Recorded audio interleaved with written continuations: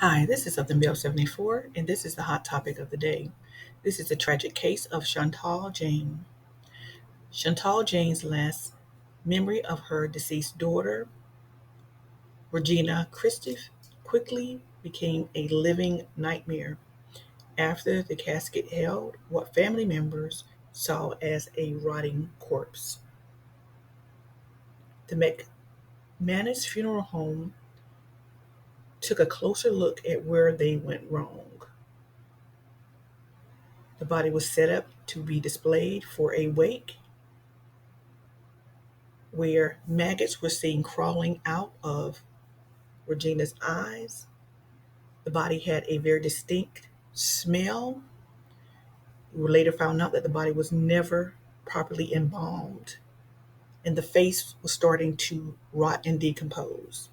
The family has decided to sue the McManus Funeral Home.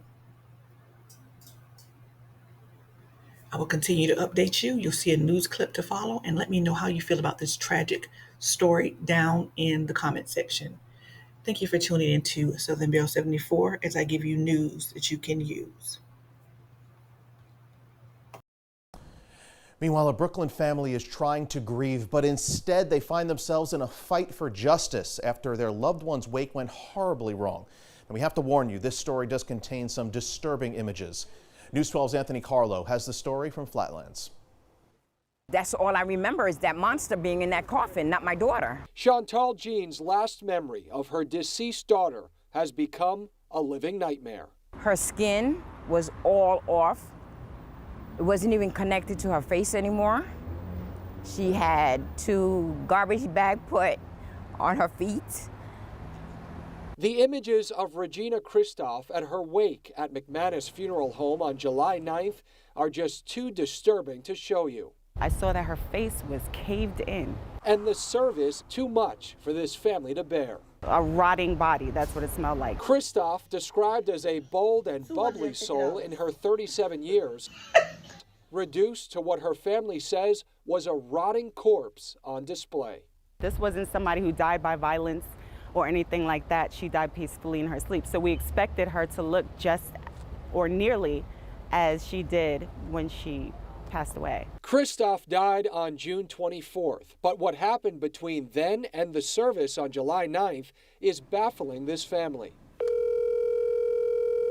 So we got McManus Funeral Home's manager on the phone. I was devastated by this whole thing, by what she looked like. It was a real disappointment to me professionally and personally. Anthony Tenga points to a number of factors when trying to answer what led to the body's advanced decomposition at the wake. Time of the year, the heat, how long she was in the house when she died, how long she was in the medical examiner's office. The medical examiner picked the body up from the home on June 24th, the day Christophe died. The ME says the body was handled with the utmost care and ready for release the very next day. But the ME says the funeral home didn't claim the body until June 29th. The funeral home waited until they were paid for the arrangements on the 28th, 4 days after the death.